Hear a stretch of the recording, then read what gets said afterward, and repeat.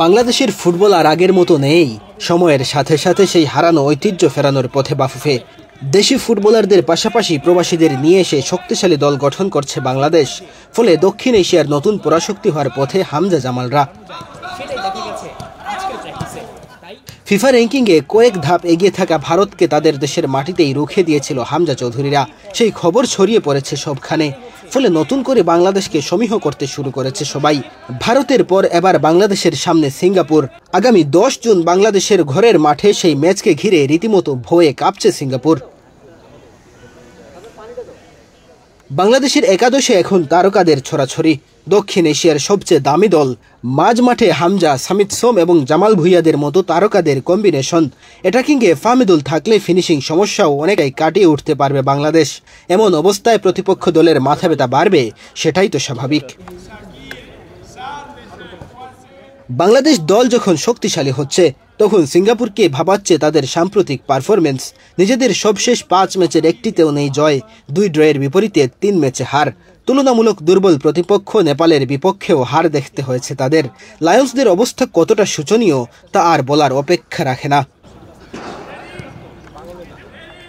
AFC বাছাইও point টেবিলের তলানিতে সিঙ্গাপুরের অবস্থান। সব মিলিয়ে কঠিন দুশ্চিন্তায় জাপানি কোচ সুতোমি ওগুরা। বাংলাদেশ ম্যাচের আগে একটা জয় তাদের আত্মবিশ্বাস বাড়াবে। তাই বাংলাদেশ সফরে আসার আগেই মালদ্বীপকে নিজেদের দেশে ডেকে নিয়ে যাচ্ছে সিঙ্গাপুর। বাংলাদেশে ন্যাচারাল টার্ফে খেলা হবে, তাই একই ধরনের মাঠে মালদ্বীপকে আতিথেয়তা দিতে চায় তারা। ভারতের মাটিতে যেভাবে দেশটিকে রুখে দিয়েছিল বাংলাদেশ, এরপর থেকে বাংলাদেশকে আর ছোট করে দেখছে না সিঙ্গাপুর। তাই আগামী 5 জুন বাংলাদেশে আসার আগে মালদ্বীপের বিপক্ষে প্রস্তুতি সারতে চায় তারা।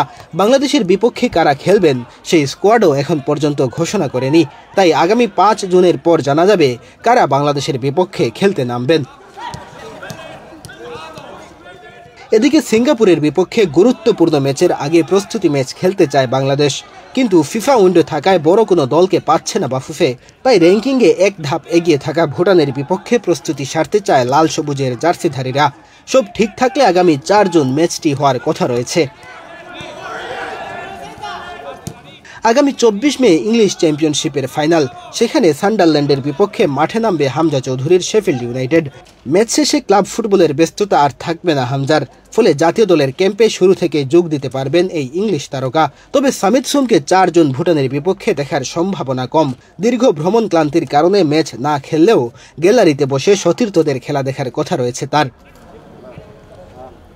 মেহেদী হাসান তালহা, বাংলাদেশ প্রতিদিন।